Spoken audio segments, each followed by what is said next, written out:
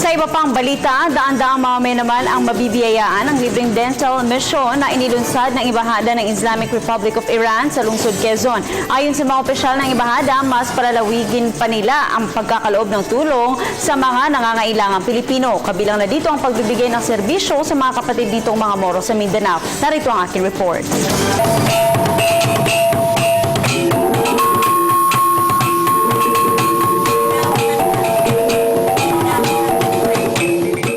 Ng kaliwat ka ng mga problemang kinakaharap ng mundo, ang Pilipinas ang isa sa mga bansang palaging tinatamaan ng mga may bigat na issue tulad na lamang ng mga usaping pangkapayapaan at paglaban sa kahirapan. Hindi man ito kabilang sa mga napakayamang bansa, kakaibang kayamanan naman ng pag-uugali ang ipinapamalas nito sa kapwa maging sa mga bisitang dayuhan.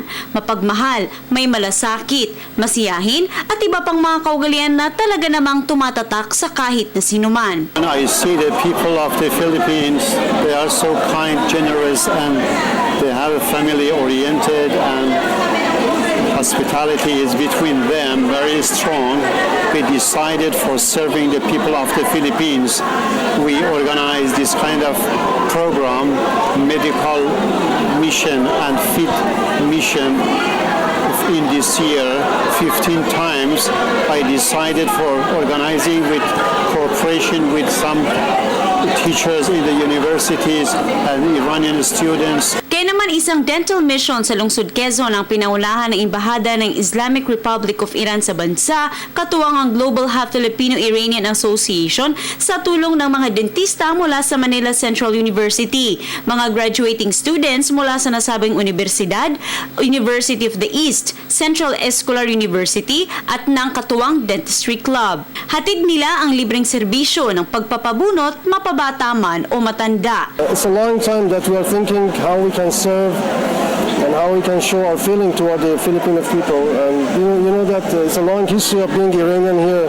We were really thankful na the sponsor kasi is napaka-generous kasi ng sponsor na they really gave us this event and including all the material. The Filipinos and the Irans together in one outreach program. Dagdag pa ng ambasador, simula pa lamang ito ng mga aktibidad na gusto nilang ihatid sa sambayanang Pilipino at kung pagpalain, nais din itong makapagbigay serbisyo sa mga kapatid nitong mga Moro sa Mindanao.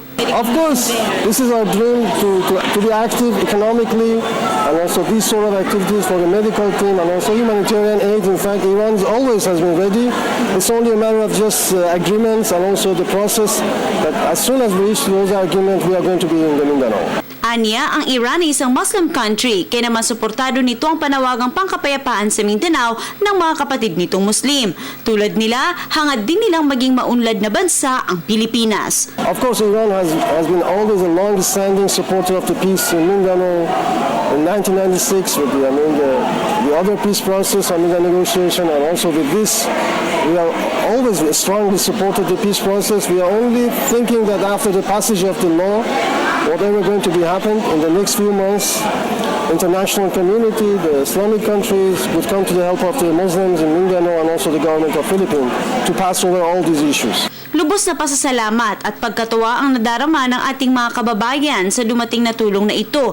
Isang serbisyong para sa kanila'y isang regalo na sana'y palaging dumadating. It's a great opportunity na makapag-avail yung mga kagaya namin na kasi mahal na ngayon ng nasa 600 na per tot ang isang bonot. Kaya it's a great privilege sa amin na mga indigents na magkaroon ng ganitong mga medical mission.